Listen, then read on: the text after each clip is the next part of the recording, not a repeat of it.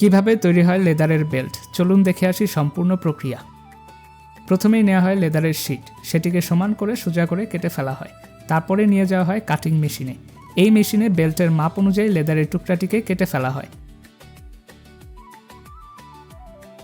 বেল্টের মাপে কেটে ফেলা লেদারের টুকরাগুলোকে নিয়ে যাওয়া হয় পরের ধাপে। প্রতিটি বেল্টের প্রান্ত ভি শেপে কেটে ফেলা হয়। তারপরে নিয়ে যাওয়া হয় পলিশ করার জন্য। সামনে পেছনে ওপরে নিচে সব জায়গায় করে ফেলা হয় মসৃণ।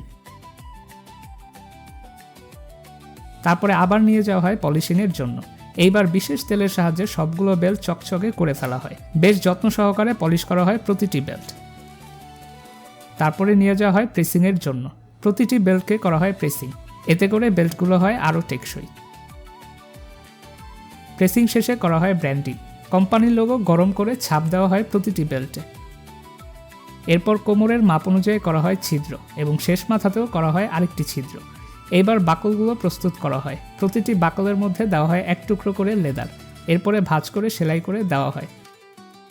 শক্তপোক্ত সেলাইয়ের পর বাড়তি সুতাগুলো কেটে ফেলা হয়। এই মেশিনটি শুধু সুতা কাটার কাজই করে না, বরং বাড়তি অংশগুলো গলিয়ে জোড়াও দিয়ে দেয়।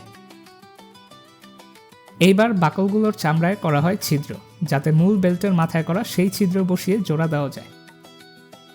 এবার মূল বেল্টের ছিদ্র আর বাকলের চামড়ার ছিদ্র একসাথে করে একটি স্ক্রু লাগিয়ে দেওয়া হয়। এতে প্রথমবারের মতো পূর্ণতা পায় বেল্টটি। তারপরে স্ক্রুটি শক্ত করে টাইট করে দেওয়া হয়।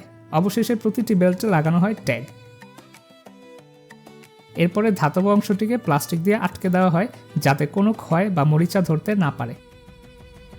তারপর সম্পূর্ণ বেল্টটিকে পেঁচিয়ে ফেলা হয় এবং পেঁচিয়ে সেটিকে প্যাক করে ফেলা হয়। বেশ শক্তভাবে প্যাকেজিংয়ের পর বেল্টটি এবার সম্পূর্ণ প্রস্তুত ছেলেদের প্যান্টের দায়িত্ব নিতে।